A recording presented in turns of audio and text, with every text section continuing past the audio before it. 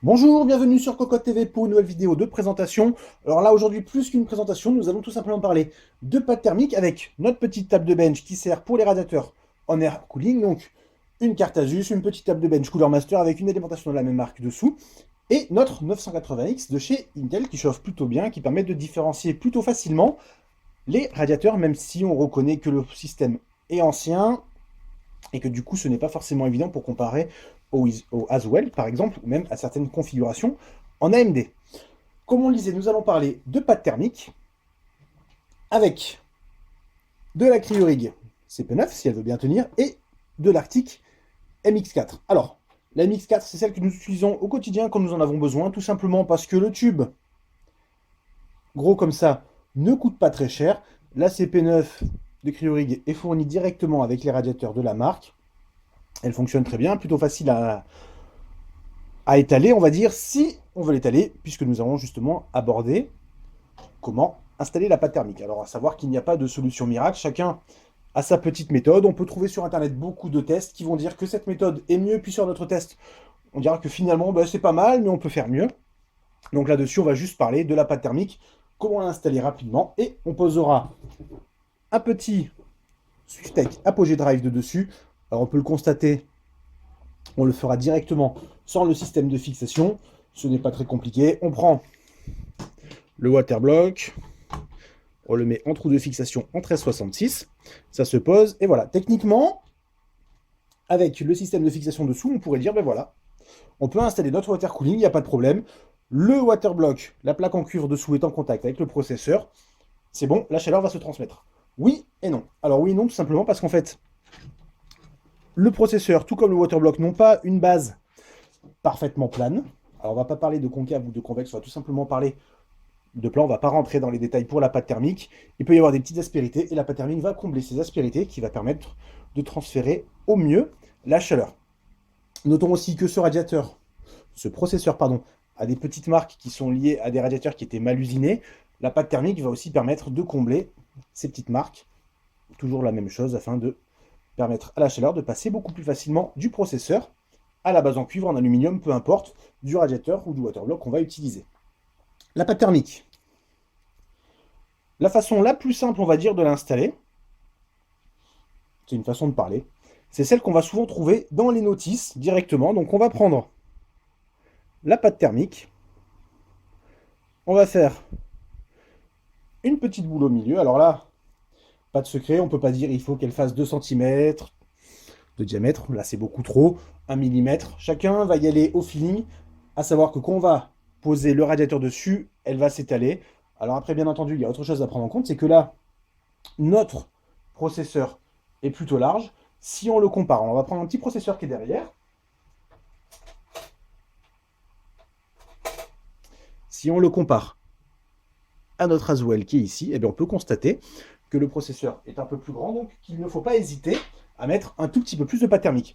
On revient donc à la pâte thermique, à la notice. Souvent, on demande de prendre une carte ou une petite spatule, et en fait, on va tout simplement étaler.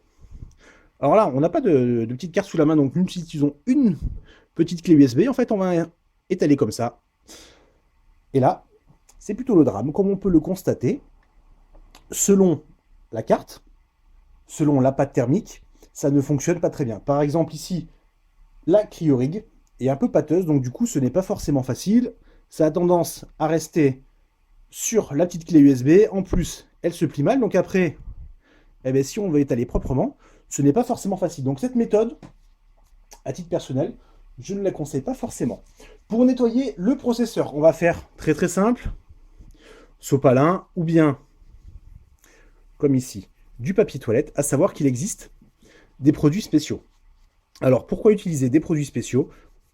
Tout simplement parce que là on peut se dire, le processeur est propre, alors on va tourner le papier afin d'utiliser un côté propre, et en fait si on passe un coup, et bien on constate, finalement, c'est pas si propre que ça. Alors on peut penser par exemple à c'est Arctic Silver qui fait un pack de cleaning, qu'ils appellent ça. C'est plutôt cher. Il y a deux produits, un pour nettoyer, un pour préparer ensuite la réception de la pâte suivante. Mais honnêtement, ça vaut l'investissement. On a l'impression d'avoir fait quelque chose de vraiment propre avant de remettre un radiateur. Alors, la question c'est pourquoi on voudrait nettoyer et remettre de la pâte thermique. Changement de radiateur par exemple, ou tout simplement si on veut changer la pâte thermique. Parce que dans le temps, la pâte thermique va s'abîmer, elle va se durcir et les températures vont augmenter, le transfert sera moins bon. On revient à l'installation de la pâte thermique. La méthode finalement la plus simple, mais tout simplement, c'est de faire une petite noisette au centre. On prend notre radiateur.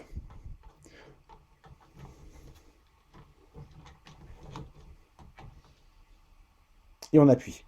Théoriquement, on visse. Alors on va forcer un peu dessus, un peu plus de pression. La pâte thermique s'étale.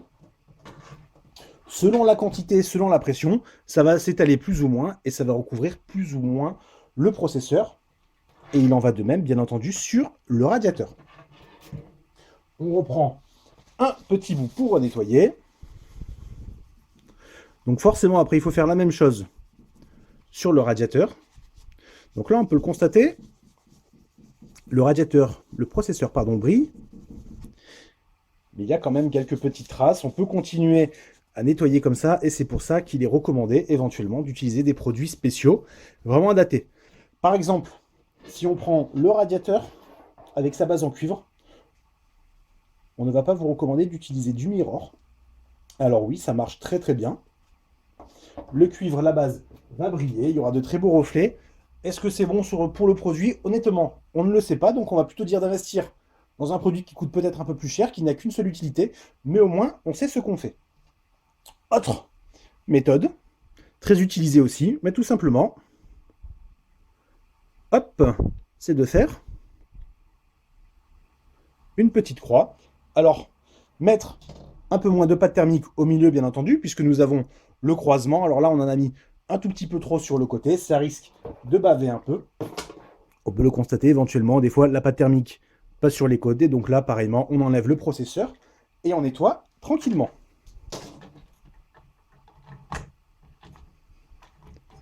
On remet. On applique une pression. Donc, on me disait, normalement, on visse. Alors, pourquoi nous avons pris ce waterblock? Tout simplement parce que c'est plus facile à montrer avec, plutôt qu'avec un vrai radiateur en air cooling qui serait un peu plus gros. Surtout que nous n'avons pas le stock pour ce processeur. On enlève. Et là, on peut le constater. Beaucoup de pâte de ce côté, donc forcément, ça a débordé. Un peu moins ici, mais la répartition est pas mal du tout. Il y en avait peut-être un peu trop. Donc ce qu'on peut faire, c'est nettoyer la base du radiateur, comme ceci. Alors là, ce n'est pas très propre.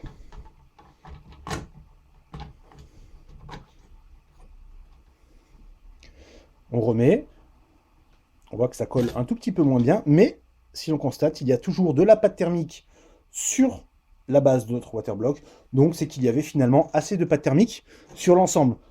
Mettre trop de pâte thermique, on déconseille fortement, puisque la conductivité peut ne pas être terrible. Si on met une couche d'1 millimètre, forcément les températures vont s'envoler. Il faut essayer de tirer vers le bas pour en mettre le minimum syndical. Alors ce n'est pas facile.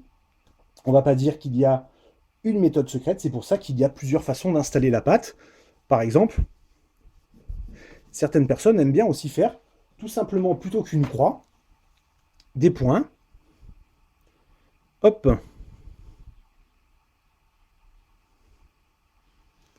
Alors là, on a appuyé un peu trop fort dessus sur ces trois coins. Mais la pâte thermique devrait une nouvelle fois plutôt bien s'étaler. Alors à la ferme, on fait dans le rapide et on a plutôt tendance à mettre une seule petite noix au milieu. On appuie bien dessus, la pâte s'étale et ça roule tout seul ensuite. Donc là, hop, on enlève. Beaucoup de pâte thermique à ce niveau. Hop. Beaucoup ici. Et finalement, pas grand chose là. C'est là aussi que peut intervenir le petit coup de la carte afin de déplacer de nouveau la pâte thermique. Sinon, on nettoie, on croise les doigts pour qu'il y ait assez de pâte dans le tube qui était fourni avec le radiateur si jamais on n'en achète pas un autre à côté. Et on remet un petit coup de pâte afin de combler. C'est à peu près tout ce qu'il y a à dire sur la pâte thermique. Donc comme on le disait, toujours essayer d'en mettre le moins possible, bien entendu, pour qu'il y en ait quand même suffisamment afin de recouvrir un maximum le processeur. Et la base du radiateur, bien entendu, sur la surface. On ne va pas recouvrir la totalité de la base, juste la partie nécessaire. On fait attention sur l'application à ce que ce soit plutôt uniforme, pas comme ici où on voit sur ce côté, il y a quand même un gros manque. Et si on regarde sur la base du waterblock, c'est la même chose, il y a un très très gros manque de pâte. Ça risque de chauffer un peu plus sur un corps, peut-être deux corps. Tout va dépendre bien entendu du processeur. C'est tout pour aujourd'hui, on vous souhaite une bonne fin de journée.